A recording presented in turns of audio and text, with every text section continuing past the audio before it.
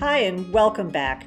Today we're going to talk about our excursion to Mount Teide National Park in Tenerife, Spain. We took this excursion on the maiden voyage of P&O Cruises' newest ship, the Arvia. Of course, you can get to the park in many other ways, but we hope this video is informative for you so that you know what is in store for you when you visit this beautiful national park. Just a reminder that all proceeds from our channel are donated to charity. Please help us by giving us a thumbs up or subscribing to our channel. Your support makes a difference. Hey, it's Luxury Travel Docs here today, and let me welcome you to the maiden voyage of P&O's newest ship, the Arvia. We arrived today in Southampton, and let me just tell you, you cannot miss this ship. It is massive, and it has the signature P&O Cruises Union Jack painting on the side. It has 18 decks and a capacity of about 6,000. So because of this size, it's going to take a little bit of time for us to fully explore this ship, but what I wanted to do today, of course, is welcome you.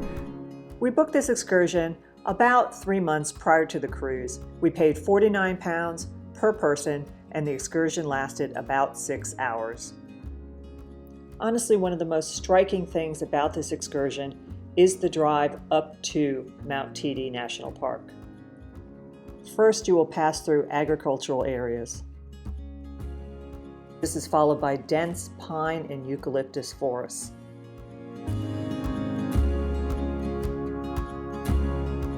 Then it begins to get pretty unusual with stunningly beautiful laurel forests,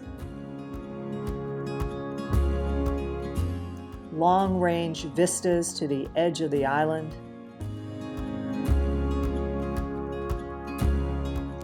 and then evidence of the volcano begins to appear.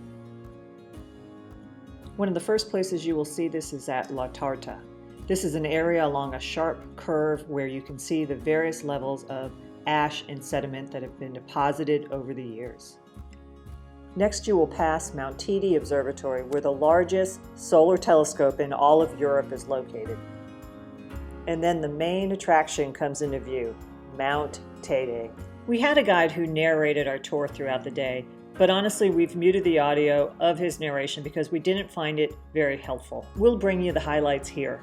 It had recently snowed the day we arrived, and honestly, it was pretty cold. Mount Teide National Park is a UNESCO World Heritage Site. And I bet you didn't know that many films like Clash of the Titans in 2010 were filmed in this eerie landscape. One piece of advice is to make sure that you bring some sort of warm clothing. It can get pretty cold in this national park even in the middle of summer due to its elevation. Particularly if you decide to take the excursion that includes the cable car, which our excursion did not, you will definitely need warm clothing. It was really neat to see the locals sledding because of the recent snow. Okay, back to Mount Teide.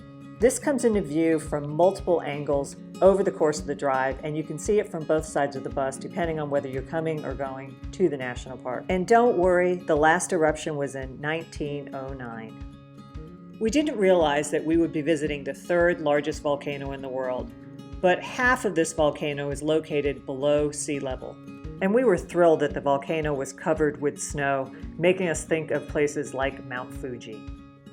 Next, it was on to Roque de Garcia, or the Guardians of Mount Teide. We visited over the Christmas holidays, and it was pretty crowded, pretty cold, and pretty windy, as you're going to see from this introductory video segment. Hey, it's Luxury Travel Docs here, and we made it to Mount Teide National Park in the Canary Islands.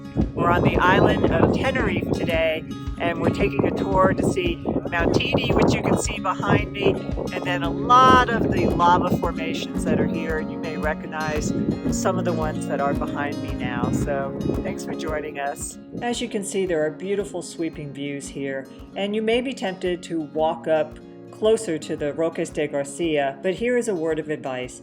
It can be very crowded, there is only a loose chain to hold on to, and it can be very slippery with many uneven surfaces. There are plenty of beautiful sweeping views without climbing up to the Roque de Garcia. There are even some easy trails which you can see in view right now for those with mobility challenges.